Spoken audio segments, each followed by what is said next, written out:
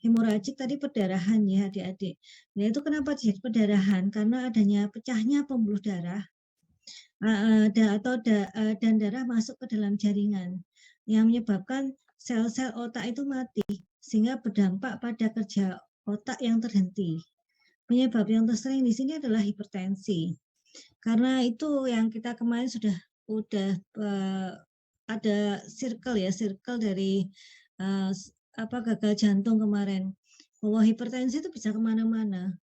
Nah, salah satu komplikasi yang lebih lanjut itu adalah stroke ini. Karena hipertensi yang tinggi itu bisa menyebabkan pecahnya pembuluh darah. Seperti itu. Nah, kemudian itu hemoragik. Kalau subarachnoid juga subperdarahan gitu ya. Gitu. Terus cuman terjadinya pada daerah subarachnoid, lebih seperti itu adik-adik sekalian. Nih, terus ini adalah sama ya, kita sudah bicara tadi. Ini juga sudah kita bicarakan tadi. Nah, ini adik-adik sekalian bahwa dari slogan ke pemerintah itu ada beberapa slogan gitu. Nanti adik-adik kan semester depan ya. Semester depan itu akan IPE. Nah, adik-adik kan tidak tahu ya, yang adik-adik mendapatkan mitra keluarga yang seperti apa. Nah, kadang kalau yang kebanyakan terjadi adalah kardiovaskuler. Salah satunya adalah stroke gitu. Cuman kebanyakan hipertensi sih. Nah, apabila adik-adik mendapatkan pasien dengan gangguan kardiovaskuler dan ada risiko ya terjadinya stroke gitu, maka adik-adik bisa melakukan edukasi gitu. Contohnya apa sih? Yaitu gejala dan tanda-tanda terkait dengan stroke. Ini pemerintah mengeluarkan slogan yaitu segera ke RS yaitu rumah sakit. Itu apa? Senyumnya tidak simetris atau mencong ke satu kiri. Terus kemudian tersedak gitu. Sulit menelan air minum secara tiba-tiba. Terus kemudian gerak separuh anggota tubuh melemah tiba-tiba. Jadi tadi senyumnya tidak simetris, terus sedak, sulit menelan, terus kemudian gerak anggota tubuh tiba-tiba melemah separuhnya. Terus tiba-tiba juga ada yang namanya Rai-nya pelo, atau tiba-tiba tidak dapat berbicara, atau berbicara tidak jelas gitu, kata-katanya tidak mengerti, tidak nyambung, karena ini tadi, salah satunya karena pelo tadi. Terus kebas atau kebas itu apa? Ada kesemutan ya separuh tubuhnya. Terus rabun, pandangan mata tiba-tiba kabur. Terus kemudian itu sakit, kepala hebat yang muncul tiba-tiba dan tidak pernah dirasakan sebelumnya gitu. Nah, ini apabila dikenali tanda-tanda ini, maka dilakukan edukasi untuk segera ke rumah sakit. Yeah. Seperti itu adik-adik sekalian. Ya, untuk stroke itu banyak gitu ya. Nanti ada yang namanya pencegahan ya, pencegahan primer sama pencegahan sekunder. Pencegahan primer itu apa? Yaitu pencegahan pada pasien yang memang berisiko tinggi pada stroke, namun belum pernah mendapatkan stroke sebelumnya. Kalau sekunder berarti pasiennya pernah terjadi stroke. Seperti itu. Tentu tata cara pencegahannya adalah berbeda. Untuk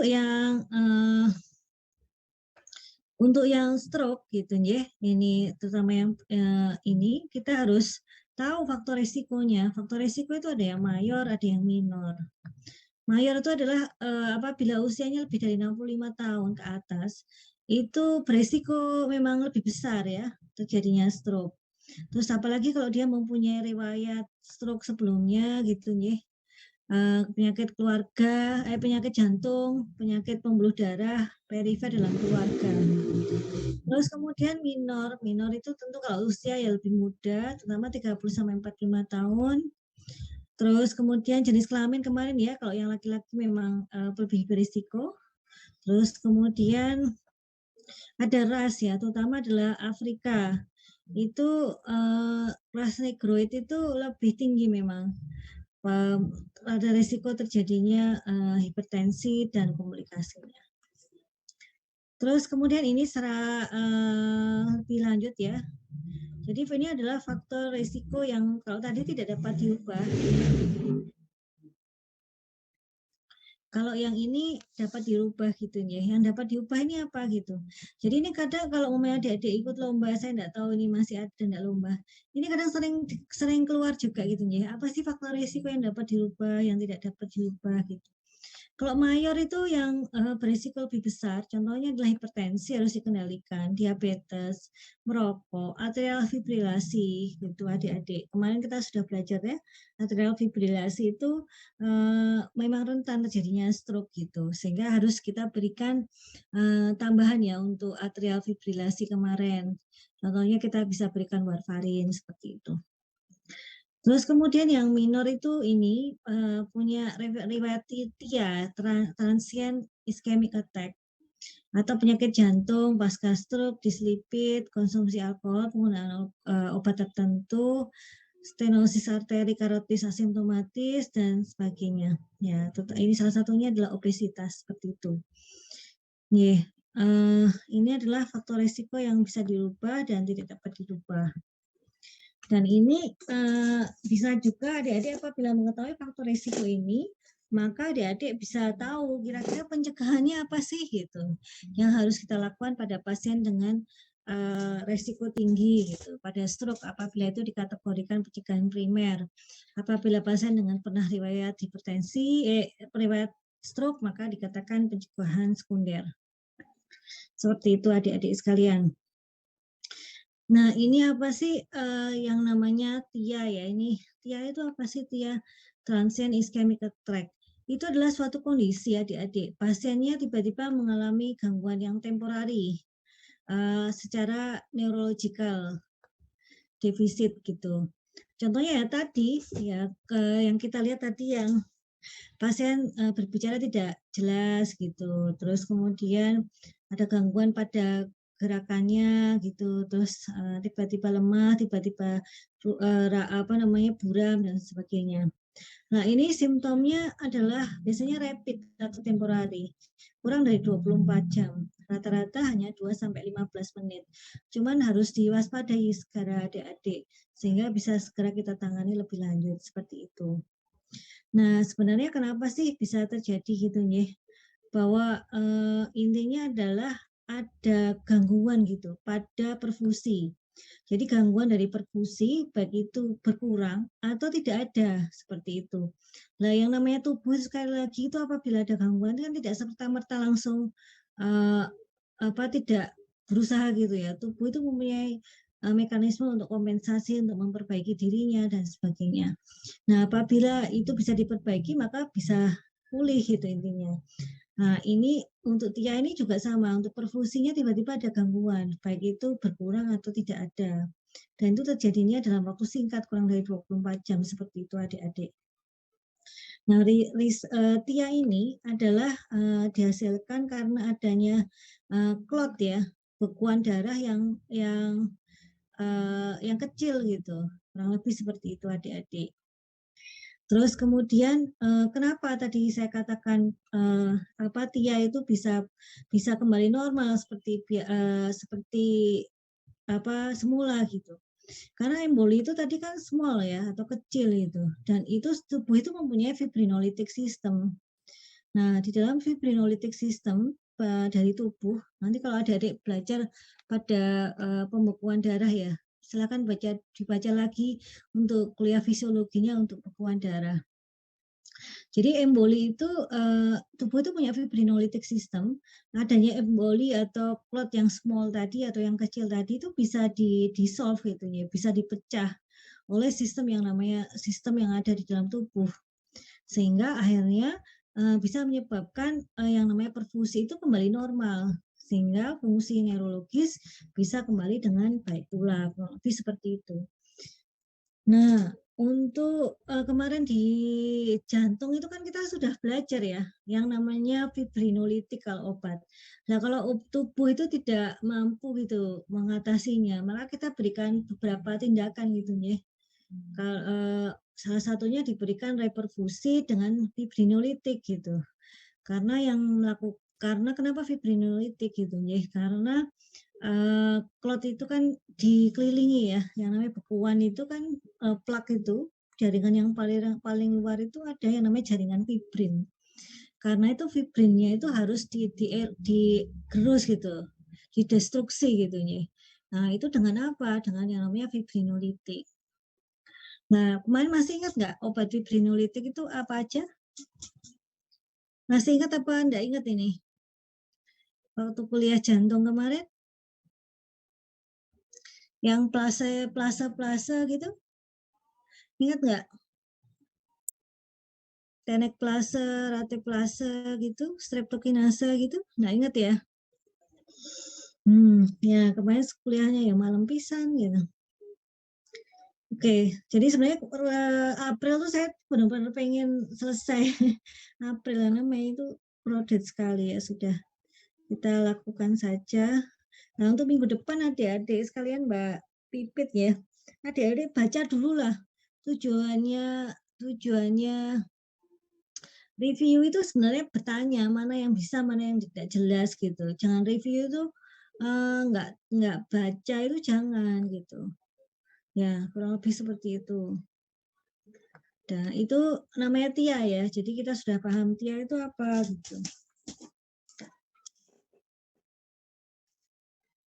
Nah, ini adalah pencegahan primer adik-adik sekalian ya.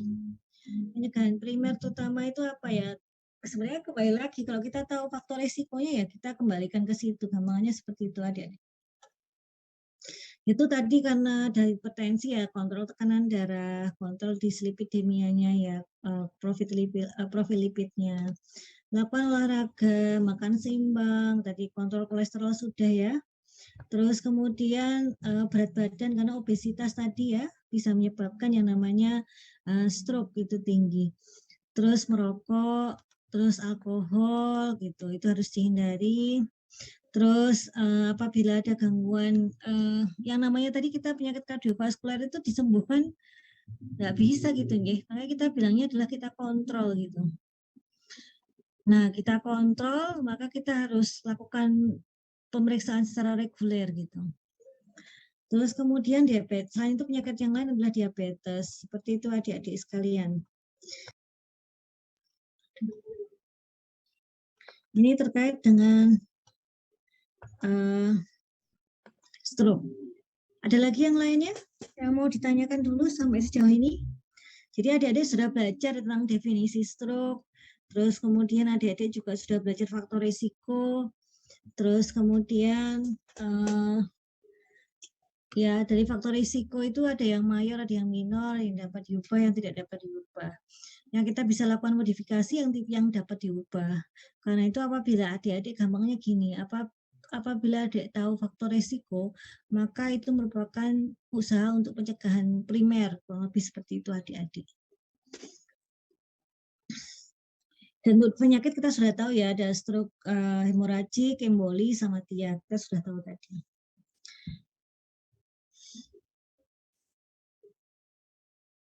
Ini sama ya, hanya evidence base-nya saja gitu, sama ya. Adik-adik ini hampir sama juga dengan jantung kemarin adik-adik sekalian. Jadi usahakan apabila pasien terduga mengalami stroke gitu nih. Sebentar. Apabila pasien terduga mengalami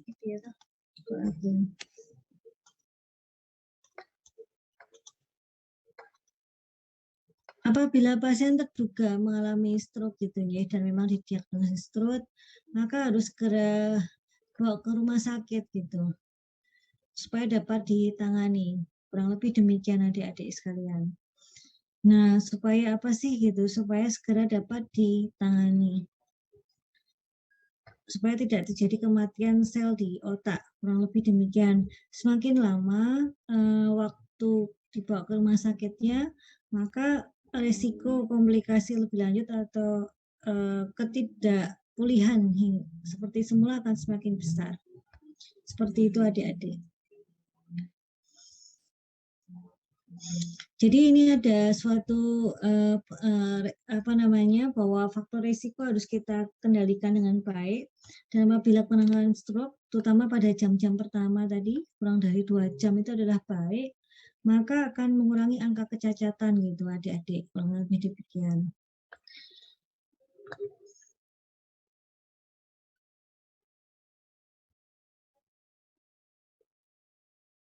Nah, ini adalah terminologi medis kurang lebih seperti itu adik-adik. Nah, sebenarnya hampir sama dengan Framingham score yang adik-adik pelajari kemarin. Sebenarnya kita bisa melakukan ini ya, faktor resiko gitu ya, perhitungan faktor resiko itu bisa seperti itu. Dan kemarin tuh kita juga sudah belajar terutama waktu di selipidemia. Jadi kita dalam bisa memprediksi apabila bagaimana sih dengan keadaan yang seperti itu dalam waktu 10 tahun ke depan bagaimana probabilitas terjadinya stroke. Lebih seperti itu adik-adik. Ini mungkin nggak usah ya. Jadi intinya tadi kalau pencegahan primer ya tanda-tanda faktor risiko itu harus kendalikan. Kalau pencegahan sekunder yaitu pada orang yang sudah mengalami stroke gitu ya, supaya tidak jadi serangan. Karena itu dilakukan untuk obat-obatan seperti pengencer darah, seperti aspirin, clopidogrel dan sebagainya. Nah ini apabila resikonya tinggi gitu ya, maka harus ditambahkan yang namanya antikoagulan seperti warfarin. Nanti kita akan coba lihat. Jadi secara umum adalah pasien dengan riwayat pernah terjadinya stroke itu diberikan yang namanya antiplatelet.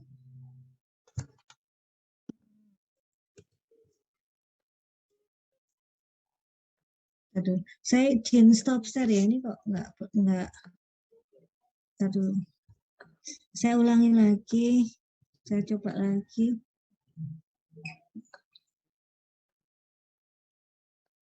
Jadi untuk pencegahan stroke sekunder gitu ya adik-adik, kita perlu yang namanya antiplatelet gitu. Nah ini contohnya apa sih? Golongan ini adalah aspirin ya, dosis rendah. Dosis rendah ya, dosis awal bisa 325 mg, terus kemudian selanjutnya bisa dosis rendah, bisa 50 gitu paling rendah, rata-rata bisa sekitar 80 mg sampai 100 mg ya, sekali sehari. Jadi adik-adik sekalian, kalau low dose aspirin itu bukan untuk analgesik ya, tapi untuk antiplatelet. Ini pernah waktu PIO kapan ya, angkatan berapa itu ternyata belum tahu gitu. Jadi aspirin apabila dosis tinggi, contohnya dosis reguler ya 500 mg gitu, itu untuk analgesik. Cuman apabila dosis rendah itu untuk antiplatelet. Ada lagi yang namanya dipridamol, silostasol gitu ya. Terus kemudian ada tiklopidin, itu bisa juga adik-adik diberikan. Terus kemudian ada satu lagi clopidogrel ya. Jadi kita kemarin sudah belajar yang sering dipakai itu aspirin dan clopidogrel gitu. Apabila secara umum aspirin dan clopidogrel itu tidak pernah dikombinasikan, tidak direkomendasikan untuk dikombinasikan. Baik itu untuk stroke ataupun secara umum itu harus pilih salah satu. Nah, permasalahannya kemarin kan kita ada belajar yang namanya DAPT, dual antiplatelet therapy. Itu diberikan kapan? Diberikan untuk pasien yang STEMI, yang post PCI. Nah, itu harus diberikan di APT. Jadi di APT itu terutama untuk pasien yang akut coronary syndrome yang sudah menjalani PCI. Itu seperti itu pengecualiannya. Kalau secara umum salah satunya adalah stroke, hanya dibolehkan salah satu saja. Terus kemudian selanjutnya adik-adik sekalian, kapan sih ini kemarin juga keluar ya untuk ujian di apoteker ini, ujian kompetensi apoteker itu adik-adik. Jadi ini kita tidak akan ngajari lagi ya waktu kuliah apoteker. Adik-adik yang harus belajar sendiri. Ini ada di perdosi adik-adik sekalian. Jadi untuk apabila pasiennya resiko rendah, itu cukup diberikan yang namanya aspirin. Nah, namun apabila resikonya lebih tinggi, contohnya sedang, itu masih bisa diberikan aspirin atau warfarin. Namun apabila resikonya adalah tinggi, gitu, maka harus diberikan terapi warfarin, kurang lebih demikian. Jadi yang harus diberikan warfarin terutama apabila berisiko tinggi. Berisiko tinggi itu apa? Ini adalah ada yang namanya CHA-DS score ya.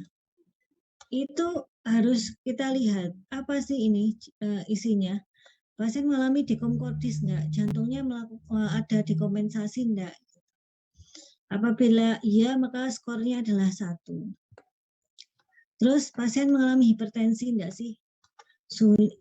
Yaitu pasien hipertensi ataupun hipertensi apa sih apabila tekanan 90.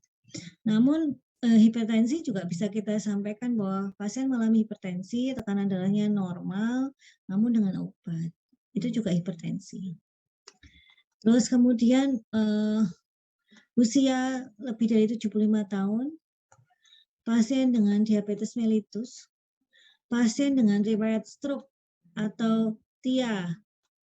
Ini skornya 2. Nah, apabila total skornya lebih dari 2, lebih dari sama dengan 2, itu berisiko tinggi.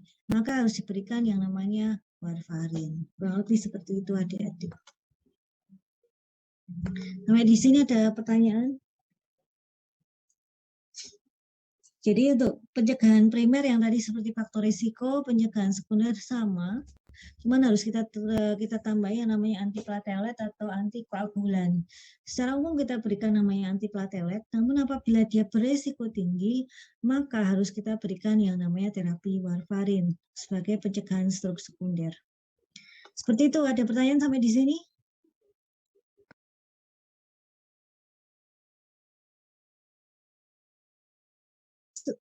Ngantuk semua ya, habis ujian tadi, ujian ya. Tadi itu latihan OSCE, responsinya baru minggu depan. Oke, lanjut aja ya. Ini kayak saya cerita ya mendongeng, nggak ada yang nanya. Gitu.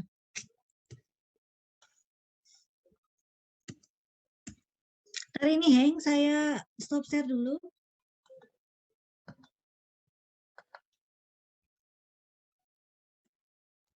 Nggak mau ya.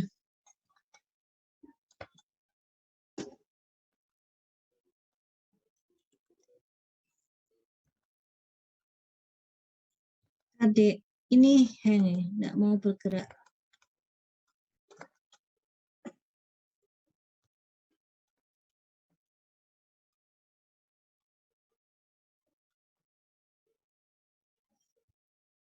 Terus kemudian yang lain, apabila memang pasiennya mengalami ada profil lipidnya seperti apa harus dicek ya.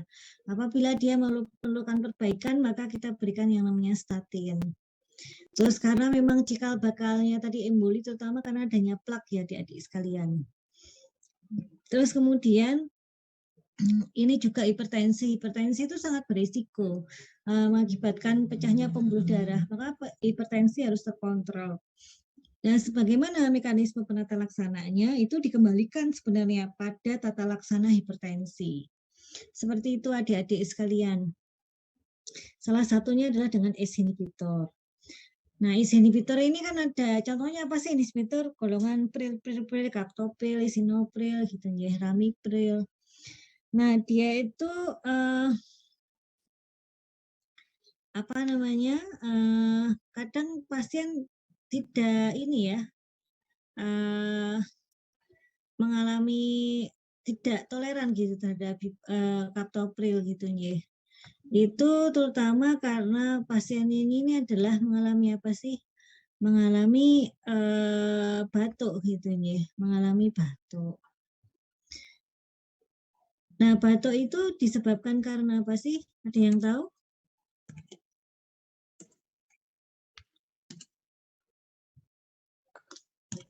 Batuk pada captopril itu karena apa?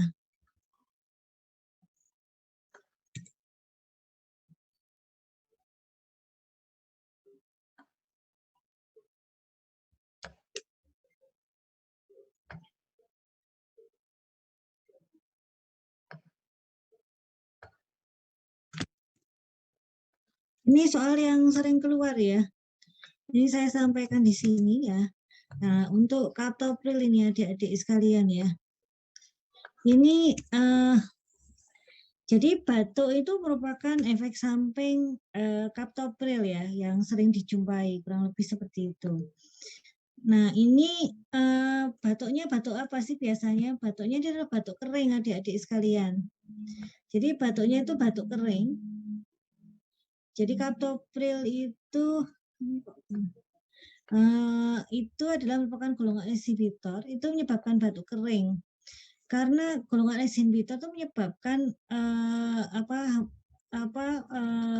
bradikinin ya, perubahan penghambatan ACE itu menyebabkan bradikinin menjadi metabolit aktif sehingga menjadi penumpukan bradikinin. Nah, ini tidak terjadi pada ARB, kurang lebih seperti itu adik-adik. Karena kan dia tempat penghambatannya berbeda nih, sehingga apabila pasien mengalami demikian, maka strategi penata laksanaannya adalah dengan penggantian obat itu menjadi dengan golongan ARB. ARB itu contohnya apa? Valsartan, kandesartan gitu, yang sartan-sartan gitu. Seperti itu adik-adik sekalian. Jadi ini saya sampaikan nih yang sering jadi perhatian dan banyak terjadi juga bahwa kaptopril efek sampingnya batuk karena dia ada penghambatan pada angiotensin sehingga menyebabkan bradikinin menjadi metabolit aktif sehingga terjadi penumpukan bradikinin dan ini menyebabkan batuk kering. Karena itu pada pasien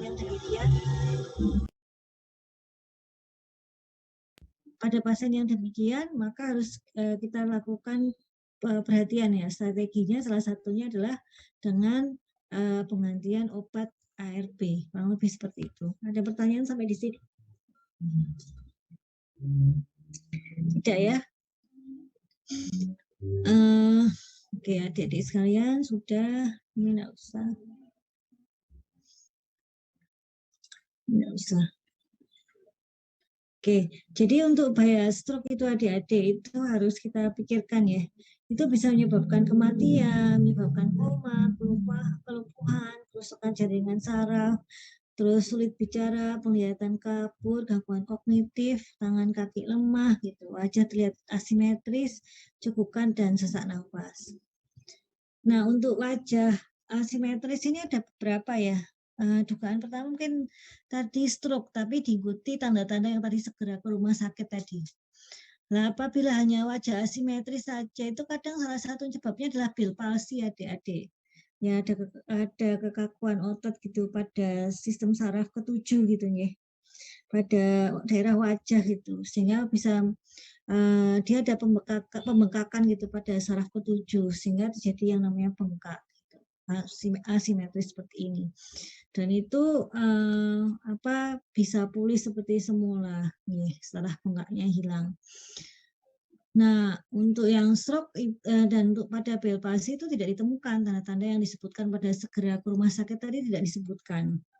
Nah, itu biasanya pada salah satunya sebabnya adalah Bell palsy. Tapi apabila asimetris diikuti tanda-tanda tadi maka merupakan adalah stroke. Lebih demikian. Sampai di sini ada pertanyaan?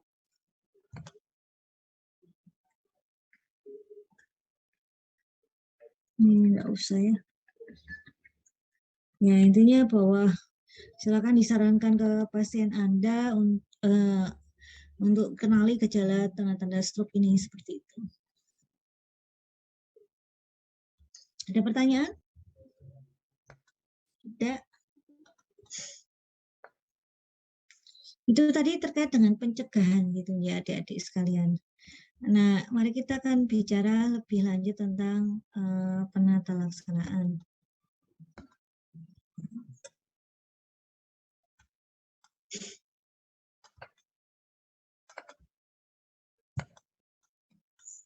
Untuk penata laksanaan, izin saya share screen. Ini sebenarnya ada di buku Perdosi gitu.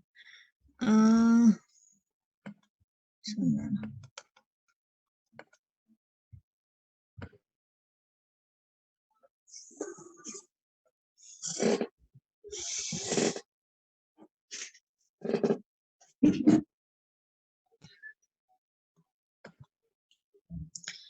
Sebenarnya untuk stroke itu ada banyak ya, ada banyak. Apakah dia dalam kondisi gawat darurat gitu, atau bagaimana gitu nggih. Nah itu masih di UGD atau dari ruang rawat inap itu di perdosi itu agak berbeda. Jadi dia itu panjang dan lebar. Intinya adalah tadi pencegahan. Nah kalau pencegahan kita sudah tahu yang namanya eh, faktor resiko itu dikendalikan gitu. Kalau primer, kalau yang sekunder ya ditambah yang namanya antiplatelet atau antikoagulan gitu. Intinya seperti itu sebenarnya dari pedosi. Lah untuk yang stroke ini untuk terapinya secara umum apabila di gawat darurat ya kuliah toksikologi diajari nggak ya untuk apa namanya penanganan untuk yang RW breathing ABC manajemen itu loh. RW breathing circulation gitu. Diajari nggak ya? Itu hampir sama di sini. Juga untuk apa stroke yaitu stabilisasi jalan nafas dan pernafasan, hemodinamika harus dijaga gitu ya. Stabilisasi nafas, jalur pernafasan apabila ada yang mengganggu itu harus kita keluarkan gitu ya. Yang mengganggu pernafasannya atau kita atasi dan kita berikan oksigen. Kalau hemodinamika itu menjaga perfusi ya, itu kita berikan terapi cairan lah, kurang lebih seperti itu. Terus kemudian pemeriksaan awal, tekanan darahnya gimana, tinggi enggak gitu. Terus kemudian ya kalau tinggi harus kita kendalikan. Karena apabila tekanan darahnya terlalu tinggi, maka menyebabkan apa sih? Tadi pecahnya pembuluh darah. Nih. Terus kemudian pemeriksaan fungsi jantungnya bagaimana? Terus apa pemeriksaan neurologinya gimana gitu nih. Terus tekanan intrakranial ya, tekanan pada otak itu bagaimana, tinggi atau enggak, lebih seperti itu. Terus kemudian ada kejang tidak, karena gangguan pada otak takutnya terjadi kejang, maka kejang itu harus kita kendalikan. Terus terjadi panas atau enggak, apabila iya kita harus kendalikan. Intinya seperti itu. Jadi sekali lagi adik-adik sekalian, apabila tadi kita pasiennya untuk stroke ya, kita harus yang namanya stabilisasi jalur nafas dan pernafasan, maka kita berikan oksigen. Terutama apabila pasien dengan saturasi oksigennya adalah 95%. Ya, kalau di rumah kita sudah sering ya, karena COVID rasanya banyak yang sudah punya untuk cek untuk saturasi oksigen gitu ya. Seperti itu. Terus kemudian maka kita berikan pada pasien dengan saturasi oksigennya kurang dari 95% atau pasien dengan hipoksia. Kurang lebih demikian. Terus kemudian jalur nafasnya gimana? Terganggu apa tidak? Apabila mengalami gangguan jalur nafas, maka kita harus perbaiki, termasuk pemasangan pipa orofaring pada pasien yang tidak sadar dan berikan bantuan ventilasi pada pasien yang mengalami penurunan kesadaran. Seperti itu, adik-adik sekalian.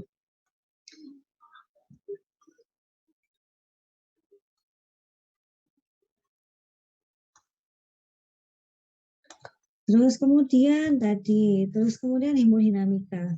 Hemodinamika itu adalah dengan perfusi cairannya. Kita berikan yang cairan kristaloid atau koloid gitu. Kita pada pasien ini kita berikan kristaloid atau koloid, kita berikan cairan yang tetap menjaga perfusi cairannya, pembuluh darahnya tetap terjaga gitu.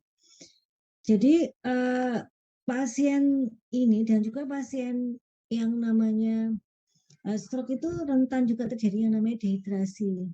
Karena itu kita harus memberikan cairan yang tetap di dalam vaskuler. Nah, kalau yang namanya glukosa itu mempunyai sifat ya, apabila ada glukosa di dalam vaskuler, maka akan ada yang namanya rangsangan supaya glukosa itu diambil masuk ke dalam sel. Nah, kalau demikian, maka tujuan untuk menjaga yang namanya vaskularisasi tadi tidak akan sampai. Maka kita tidak berikan untuk kondisi untuk menjaga hemodinamika, terutama pasien dehidrasi dan sebagainya, adalah kita berikan obat seperti glukosa. Itu kita tidak berikan gitu intinya. Akhirnya kita berikan apa? Kristaloid ya, koloid gitu. Contohnya adalah NaCl. Kurang lebih demikian adik-adik sekalian. Jadi paham ya? Ini kadang keluar juga. Jadi apa sih cairan yang tidak direkomendasikan pada pasien dengan stroke dalam menjaga stabilitas hemodinamika, atau secara umum juga pasien mengalami dehidrasi itu yang tidak direkomendasikan adalah glukosa. Alasannya demikian.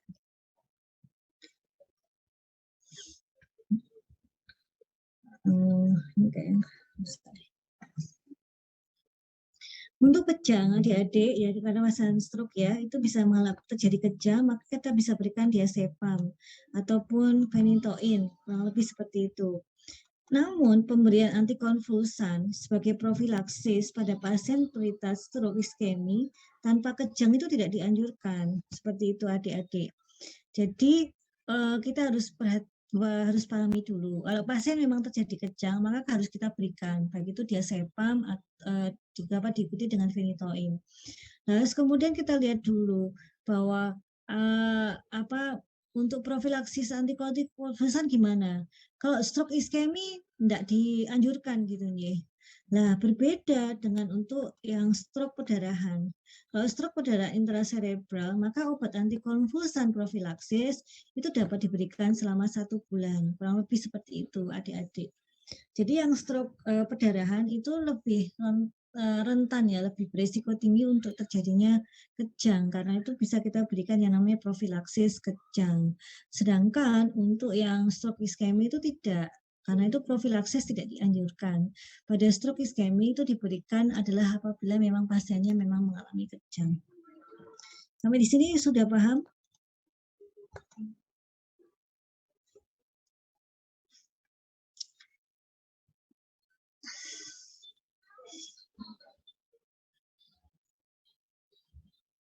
Ya, intinya apabila terjadi panas gitu ya, kejang, panas, maka diberikan paracetamol, lebih seperti itu. Nah, untuk isogalten dikatakan panas apabila suhunya di atas 37,5, kurang lebih seperti itu adik-adik. Kalau AH itu dikatakan panas adalah 38,5. Nih. Terus kemudian apa lagi ya? Nah, tadi cairan sudah, terus nutrisi. Jadi ada beberapa pasiennya mengalami malnutrisi, maka harus kita berikan nutrisinya. Itu kita akan bahas nanti waktu adik-adik kuliah terapi parenteral ya.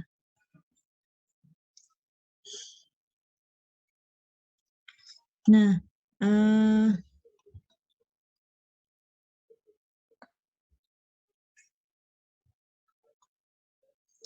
jadi ini adik-adik, pada saat tadi kan saya sampaikan pada pasien dengan stroke itu memang rentan terjadi yang namanya dehidrasi. Kita harus jaga yang namanya balance cairan. Balance cairan itu apa sih? Cairan yang masuk sama dengan cairan yang keluar. Nah, itu perhitungannya gimana? Maka cairan yang keluar itu adalah contohnya adalah produksi urin. Produksi urin ditambah 500 ml kehilangan cairan yang tidak nampak, kurang lebih seperti itu. Nah, apabila pasiennya panas, maka ditambah lagi 300 ml per derajat Celcius pada berita panas. Jadi yang masuk dan keluar itu harus seimbang. Perhitungannya gimana? Kalau pasiennya diberikan 1.000 gitu, maka dikatakan imbang apabila berapa? Produksi urinnya berarti berapa? Gitu. Tadi kan 1.000, urinnya 200 mili, kan cuma 200 mili. Apakah seimbang? Ya seimbang, karena perkiraannya adalah urinnya 200 mili ditambah 500 ml untuk cairan yang tidak nampak. Contohnya apa sih? Dari keringat gitu-gitu loh. Terus kemudian air mata dan sebagainya. Terus kemudian ada lagi itu apabila panas itu maka harus ditambah 300 ml lagi. Kurang lebih seperti itu adik-adik sekalian. Nah, apabila selain gangguan dehidrasi, kebutuhan cairan yang seperti biasanya apabila terjadi gangguan elektrolit, contohnya acidosis dan alkalosis, maka harus kita koreksi juga. Kita bicara itu nanti terapi parenteral aja. Paham sampai di sini adik-adik sekalian? Jadi apabila pasien jadi gawat daruratan, langkah pertama adalah ABCD manajemen itu ya, RW, breathing, circulation gitu. RW, breathing gitu. Maka kita harus pastikan yang namanya stabilisasi nafas, terus kemudian jalur nafas itu tidak terganggu. Contohnya apa ya? Itu kita berikan yang namanya oksigen gitu. Kita pastikan jalur nafasnya baik. Nah, selanjutnya circulation. Untuk menjaga sirkulasi atau perfusi kita berikan apa? Kita berikan yang namanya cairan. Cairannya dengan apa? Cairan yang dapat menjaga perfusi itu ada gitu loh. Gampangnya gini, apabila selang itu ya, selang itu. Kalau cairannya ada kan tetap dia menggelembung. Nah, apabila cairannya tidak ada di sana, maka yang namanya selang itu bisa kempes. Nah, glukosa itu kan apabila kita berikan cairannya berupa glukosa, itu nanti sama sel kan. Sel itu sensitif sama glukosa, terus kemudian menarik glukosa untuk masuk ke dalam sel, sehingga itu lepek. Nah, itu tidak diperkenankan untuk kondisi yang menjaga hemodinamika, kondisi yang dehidrasi. Nah, sekali lagi untuk menjaga cairan itu harus kita balance, yaitu dengan ini tadi, produksi urin harus kita perhatikan. Jadi cairan yang masuk sama dengan cairan yang keluar. Kurang lebih seperti itu adik-adik sekalian. Untuk nutrisi juga adik-adik, nutrisi nanti kita belajar lebih detail waktu kuliah nutrasetikal dan kuliah terapi parenteral. Nutrisi harus kita perhatikan gitu ya. Apabila pasiennya bisa menelan, kita berikan enteral. Apabila tidak bisa, maka kita bisa berikan dengan pipa nasogastrik ataupun dengan parenteral. Terus kemudian untuk komplikasi maka kita harus cegah adik-adik sekalian gitu.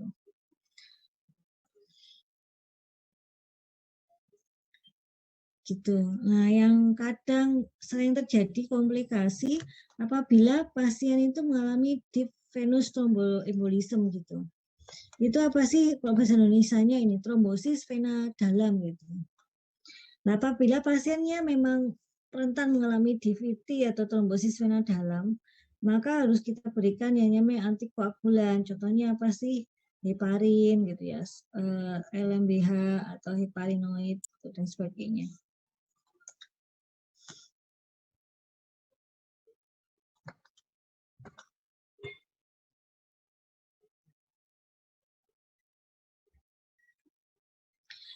Kedaruratan medis stroke akut itu sebenarnya tergantung apa sih yang menyertainya gitu ya. Yang mana ya? Sebenarnya banyak sekali sebenarnya ini. Tidak hanya hipertensi dan glukosa. Itu bisa tiroid ataupun yang lain gitu. Nah, sebenarnya itu akan masuk pada guideline masing-masing penyakit. Nah, yang kita akan bicarakan di sini adalah yang paling sering terjadi saja. Itu adalah penata-laksanaan tekanan darah seperti pasien mengalami hipertensi dan hipotensi. Gula darah itu bisa hipertensi, bisa gula darah itu bisa hiperglikemi ataupun hipoglikemi. Nah, kalau hipertensi gitu ya, hipertensi, maka apa namanya?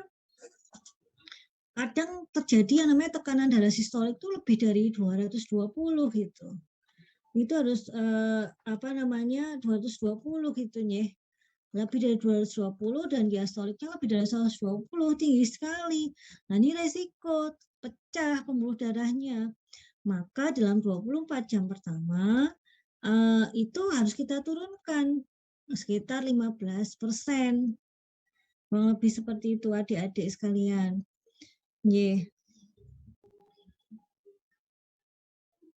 Nah, apabila ternyata ada apa tadi kan targetnya cuma 15% gitu ya.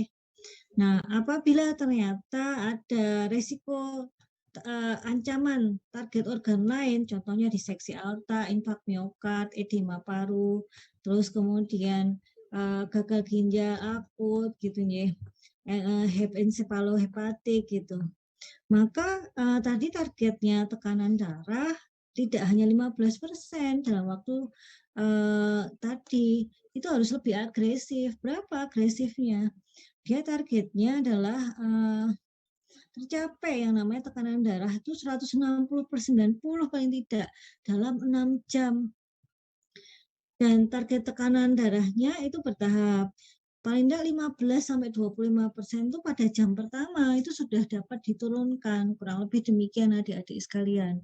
Jadi apabila tekanan darahnya tinggi, tingginya berapa sih? Terutama apabila 220 sama 120 mm Hg harus diperhatikan karena resiko perdarahannya tinggi gitu ya. Pembuluh darah bisa pecah. Nah, penurunan tekanan darahnya dalam 24 jam adalah 15%. Namun apabila ada ancaman target organ, contohnya infak miokard dan sebagainya, maka penurunan tekanan darah harus lebih agresif gitu ya. Nah, agresif gitu ya. Nah, agresifnya berapa? Targetnya adalah 160/90 dalam waktu 6 jam. Kurang lebih seperti itu adik-adik. Dan dalam waktu jam pertama adalah 15-25% penurunannya karena tadi nih yang namanya stroke kalau bisa kurang dari 24 jam harus segera masuk ke rumah sakit gitu. Terutama apabila memang ada risiko mengancam target organ lain. Lah ini sangat berbahaya gitu. Seperti itu adik-adik sekalian. Nah, untuk apa lagi ya? Untuk yang stroke iskemi, ya tadi kan ada emboli, maka kita berikan yang namanya fibrinolitik gitu, ataupun trombolitik gitu, ya adik-adik sekalian. Jadi sekali lagi, apabila pasiennya mengalami stroke iskemi, maka kita usahakan berikan terapi trombolitik atau fibrinolitik, gitu. Contohnya reteplase, streptokinase, dan sebagainya. Seperti itu adik-adik. Terus kemudian untuk tekanan darah, itu obat yang banyak direkomendasikan untuk penurunan yang cepat ini salah satunya adalah nimodipin atau nicardipin juga bisa. Nah, untuk nimodipin itu ternyata punya efek neuroprotektif gitu. Dan ini dapat kalsium channel blocker ya, karena dia kerja pada kanal kalsium gitu. Dia itu cepat dalam menurunkan tekanan darah gitu. Karena pada beberapa kondisi yang kita memerlukan penurunan darah yang cepat, maka kita berikan kalsium channel blocker. Nah, salah satunya yang banyak dipakai adalah nimodipin dalam stroke ini. Seperti itu adik-adik. Sampai di sini ada pertanyaan enggak sih? Ini ngantuk semua ya, jangan-jangan ya. Ini saya sendirian, jangan-jangan. Ya sudahlah, yang penting saya sudah menunaikan kewajiban saya ya. Silakan bertanyalah, Dek, kalau ini saya sarankan.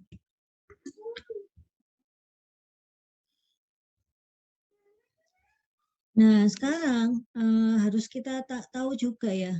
Kalau hipertensi tahu, dan hipotensi itu diapakan gitu ya.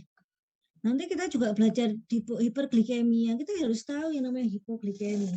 Karena setiap obat hipertensi mempunyai resiko mengalami efek samping hipotensi. Demikian juga hiperglikemia. Semua obat anti hiperglikemia pasti punya efek samping mengalami hipoglikemi. Maka kita harus tahu.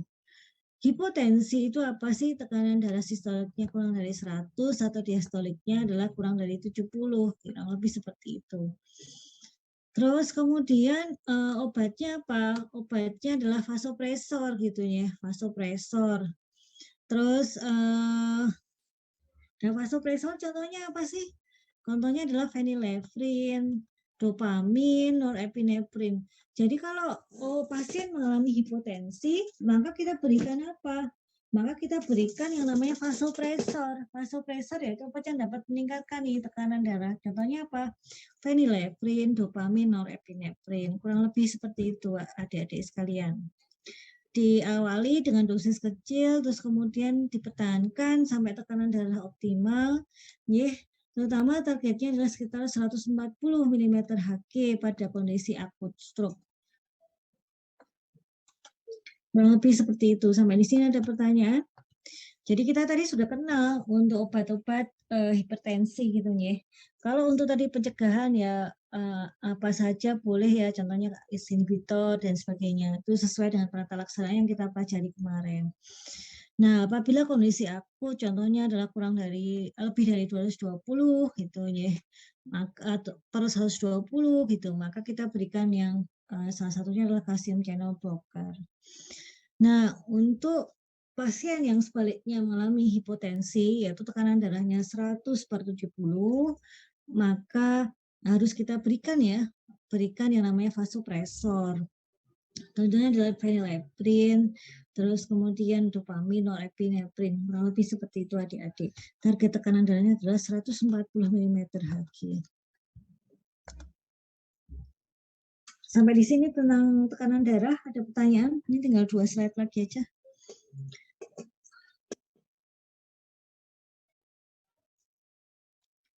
Nggak ada ya, ya udah. Pengontrolan gula darah, gula darah, gula darah pada stroke itu harus kita kontrol ya, jangan lebih dari 180 mg/dl, kurang lebih seperti itu.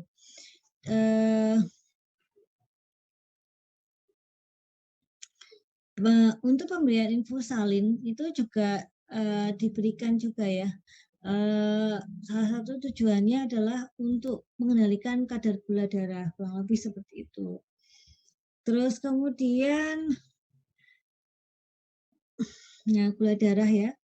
Terus kemudian hipoglikemia. Kita juga harus, kalau pengontrolan gula darah, kita kembalikan pada waktu kuliahnya Bu Jenny ya, pada penata laksanaan gula darah, kurang lebih seperti itu. Kalau pasien mengalami hiperglikemia. Terus kemudian untuk hipoglikemia itu kebalikannya ya. Tadi kalau hiperglikemia harus diwaspadai. Apabila lebih dari 180 mg/dl itu harus diwaspadai untuk pasien yang stroke.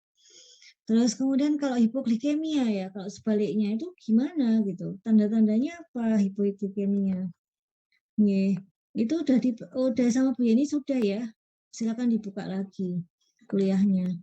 Kalau belum ya kasih tahu, nanti besok saya terangkan. Hipoglikemia adalah kurang dari 50 mg/dl gitu ya. Terus kemudian dapat diatasi dengan dextrose, dengan infus glukosa 10-20% hingga kadar gulanya 80/110 mg/dl.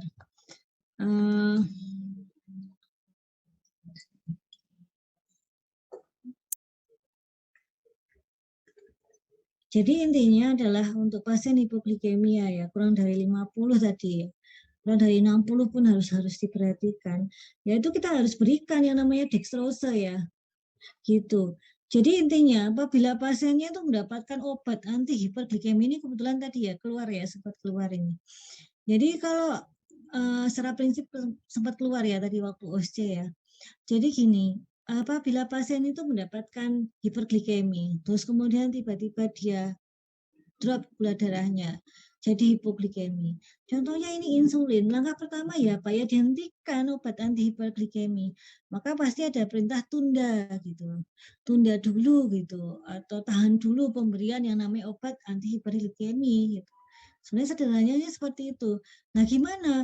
Karena itu ditunda, maka kita berikan yang namanya obat untuk peningkatan dextrosa, peningkatan gula darah gitu ya.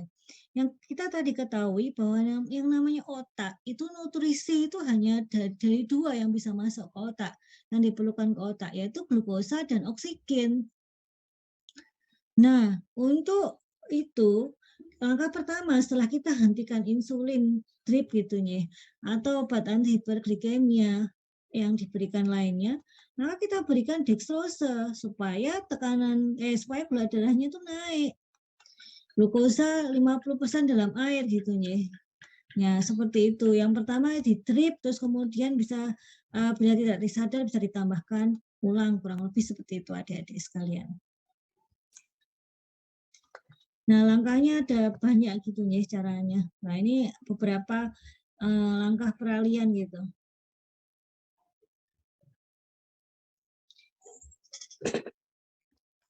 Oke. Ya, kurang lebih seperti itu aja dari saya, adik-adik sekalian. Ada pertanyaan sampai di sini?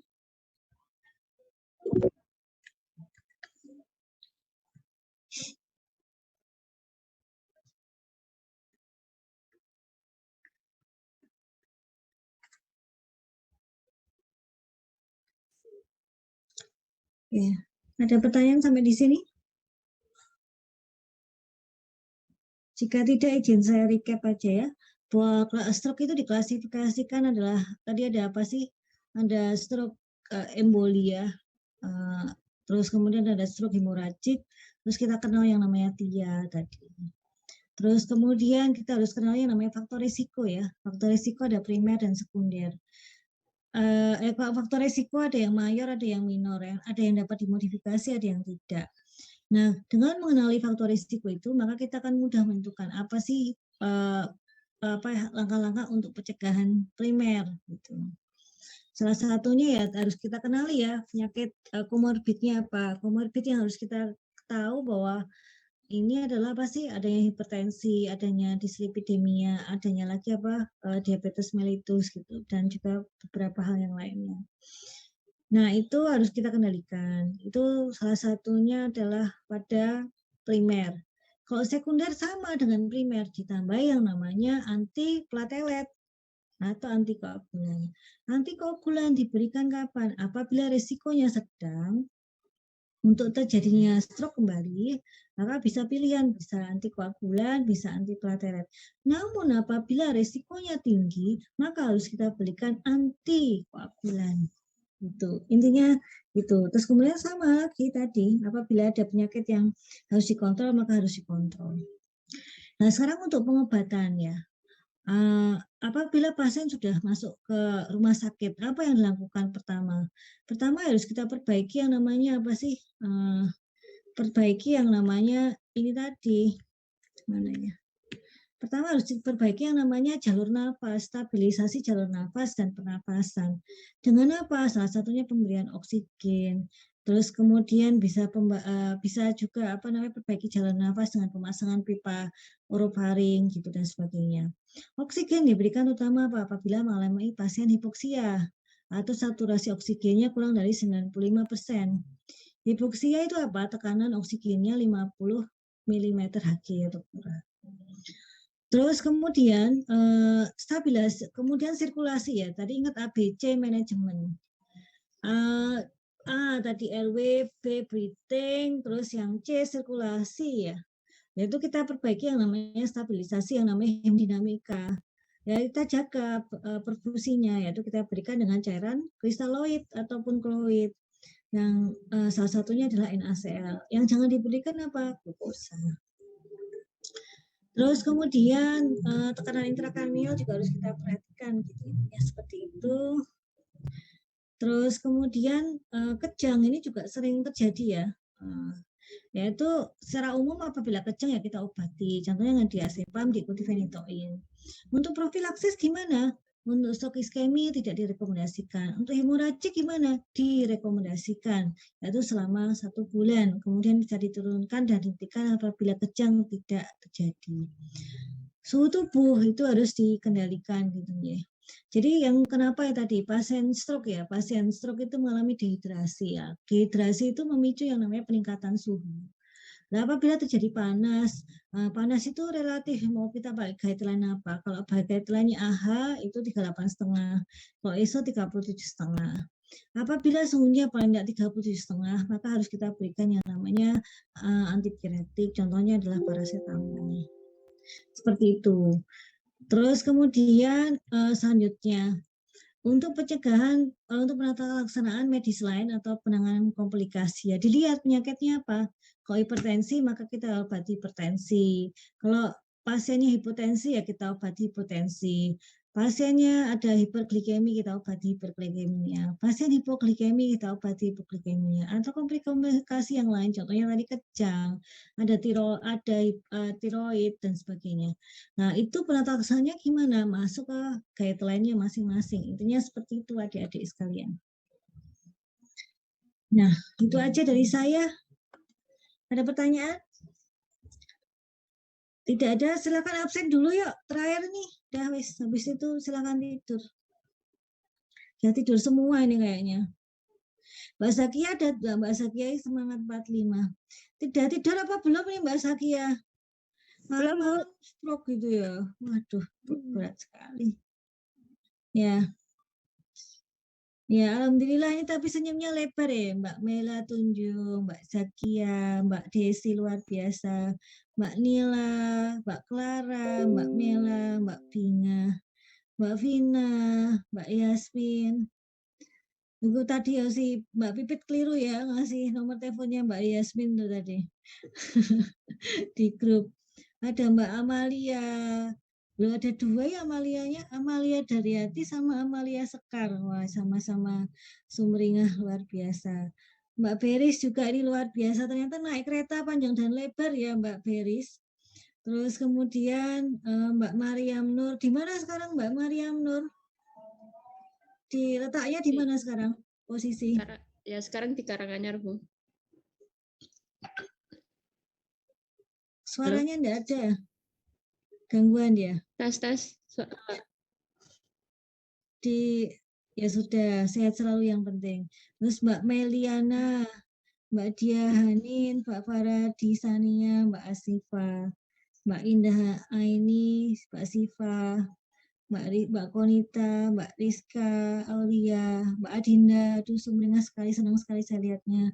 Mbak Rahmadita, terus Mbak Rizka, Mbak Konita, Mbak Sifa, tadi sudah ya, Mbak Dinda. Ini yang cowok itu ternyata cuma satu loh, cuma Mas Aik gitu. Lainnya kemana Mas Aik? Tidur apa tenggelam ini? Tenggelam dalam buntelan bantal dan selimut ini kayaknya.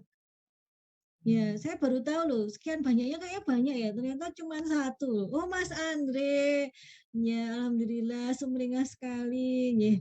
Saya tahunya cuma, oh ada Mas Aji. Aduh, kalau gini baru kelihatan ganteng-gantengnya semua. Cuman ini cuma 3 ya cowoknya ya. Aduh, ya sudah. Ya, disambung sampai di sini ya Mbak Tasya. Makasih Mbak Eta juga Mbak Alfi ya. Ada pertanyaan sampai di sini? Iya. Halo?